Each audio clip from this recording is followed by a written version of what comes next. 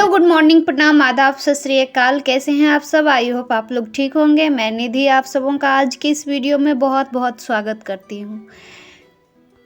सबसे पहले मैं अपने न्यू व्यूवर्स को बता दूं कि मेरा नाम निधि है और मैं बिहार के मधेपुरा डिस्ट्रिक्ट की रहने वाली हूं और मैंने पिछले ईयर ही अपना टीचिंग ट्रेनिंग कोर्स पूरा किया है और फ़िलहाल मैं सारे टीचिंग जॉब्स की प्रिपरेशन करती हूं। दोस्तों, जीवन में कामयाब होना है तो इसे पाठशाला मानकर हर पल सीखते रहिए। यहाँ नित्य नए परिवर्तन और नए विकास होते रहते हैं। यदि हम स्वयं को सर्वज्ञाता समझने की भूल करेंगे तो जीवन की दौड़ में पिछड़ जाएंगे, क्योंकि इस दौड़ में जीतता वही है जो लगातार दौड़ता रहता है।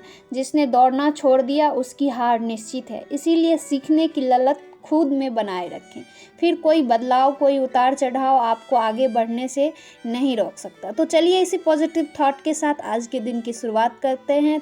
तो अभी बज रहे हैं सुबह के 8 और मैं आ गई हूँ अपनी स्टडी के लिए। तो अभी मैं हिमांशी मैम की हिंदी की नोट्स की रिवीजन करने वाली हूँ और मैं सप्ताह में 2 रोज़ स्टडी करके फिर उसको रिवीजन मारती हूँ, जिससे कि मुझे जो भी कॉन्सेप्ट में दिक्कत होता है वो सारा क्लियर हो जाता है।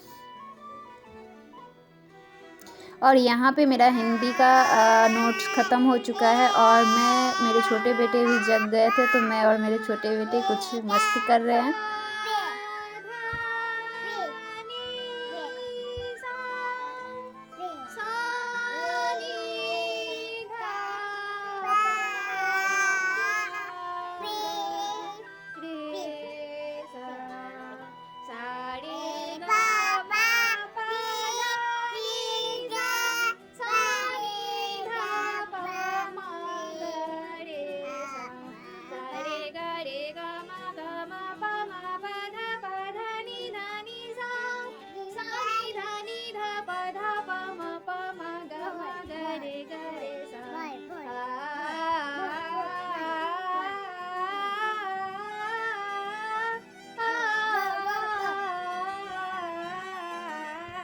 उसके बाद मैं यहाँ छत पे आ गई, क्योंकि मेरा ग्राउंड फ्लोर पे रूम है तो ठंड उसमें बहुत ज़्यादा लगती है, तो धूप सेकने के कारण मैं यहाँ छत पे आ गई। और साथ में मैं अपना ईवीएस का बुक लेते आई, एनसीईआरटी वाला। तो जो कुछ मुझसे प्रॉब्लम हो रही थी स्टडी में, तो मैं उसको यहाँ पे क्लियर कर लूँगी। तो मुझे ना इतने दिनों मॉक टेस्ट जो मैंने दिया और प्रीवियस ईयर क्वेश्चन सॉल्व किया, तो उसमें मुझे कुछ जो एनालिसिस जो मैंने किया उसमें मैंने पाया कि बहुत सारे ऐसे क्वेश्चंस हैं जो बार बार हर एक शिफ्ट में पूछे गए हैं। तो मैं उन सारे टॉपिक्स को, जो बहुत ही इम्पोर्टेंट हैं, तो उस सारे टॉपिक्स को मैं यहाँ पे अच्छे से रिवाइज कर लेती हूँ। तो आप लोगों को भी बताती हूँ कि वो सारे कौन कौन से ऐसे टॉपिक्स हैं जो बार बार एग्ज़ाम में पूछे जाते हैं। जैसे 2 क्वेश्चंस जो आते हैं कि बंगाल की खाड़ी के सटे कौन कौन से राज्य हैं और अरब सागर के नज़दीक कौन कौन से राज्य हैं, ये मुझे हर एक शिफ्ट में ये सारे क्वेश्चन देखने को मिले। और उसके बाद फिर भारत की प्रमुख फसलें जो हैं, जैसे दक्षिणी भारत की प्रमुख फसलें कौन सी हैं, उत्तरी भारत की, ये सारे क्वेश्चंस भी बार बार देखने को मिले। उसके बाद पोचमपल्ली के बारे में देखने को मिलता है और फिर जो है सो हाथी के झुंड के बारे में, और उसके बाद जो है मधुमक्खी पालन के बारे में और पक्षियों के बारे में और झूम खेती के बारे में। ये सारे टॉपिक्स जो है ना सो बार बार बहुत सारे शिफ्ट में देखने को मिल जाते हैं।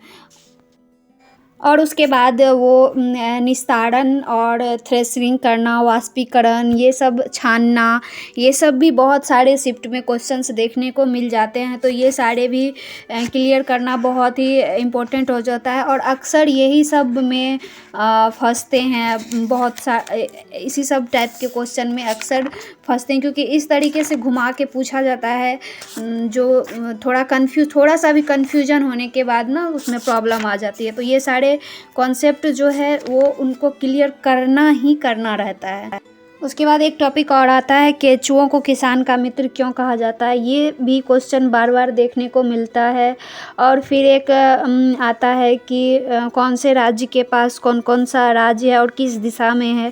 ये भी क्वेश्चन बहुत बार पूछे जाते हैं। तो ये सारे क्वेश्चंस को क्लियर करना बहुत ही ज़रूरी होता है। और ये एनसीईआरटी है तो इसको मेरे ख्याल से याद करना ही उचित होगा, क्योंकि वो बहुत ही ज़्यादा मिस्टेक हो जाते हैं।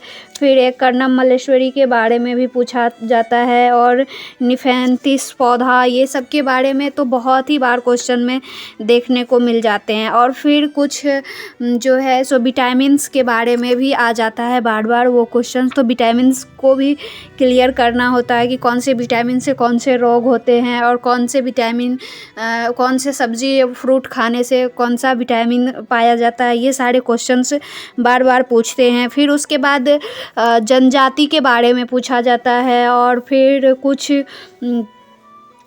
त्योहारों के बारे में भी पूछा जाता है। तो ये सारे क्वेश्चंस मुझे बहुत ही ज़्यादा देखने को मिला, और ये बहुत ही इजी क्वेश्चंस होते हैं। लेकिन इसी सब इजी क्वेश्चंस में ना बहुत सारे स्टूडेंट जो है सो फंस जाते हैं, क्योंकि इस तरीके से घुमा घुमा के पूछा जाता है, और हम जिस चीज़ को इजी समझ के छोड़ देते हैं कि ये तो मुझे आएगा ही, और अक्सर हम लोग उसी चीज़ में फंस जाते हैं। तो उसका रिवीजन बहुत ही ज़रूरी है करना। जैसे कि प्रमुख फसल हो गया कि कौन सा फसल किस राज्य में पाया जाता है। जैसे असम में चाय पाया जाता है, पश्चिम बंगाल में जूट, उत्तर प्रदेश में गेहूँ, गन्ना, जौ।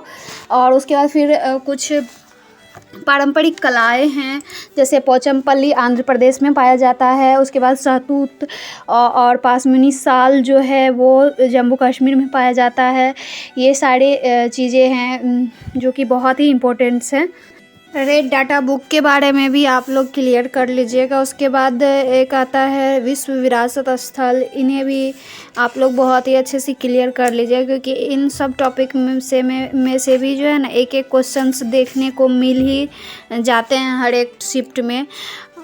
और उसके बाद आप लोग भी बताइएगा कि आपको कौन कौन से क्वेश्चंस मिले हैं शिफ्ट में जो कॉमन है, ताकि मुझे भी कुछ हेल्प मिल सके आप लोगों से।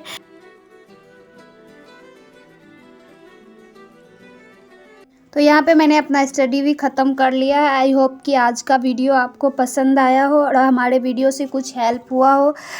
तो मिलते हैं आप लोगों से नेक्स्ट वीडियो में, और इसी उमंग के साथ और बहुत ही हर्षोल्लास के साथ आप लोग अपने एग्ज़ाम की तैयारी कीजिए, क्योंकि ना जाने कब अब एग्ज़ाम की डेट आ जाए और एडमिट कार्ड हमारा आ जाए, और किसका पहले हो जाए एग्ज़ाम ये तो कोई नहीं जानता।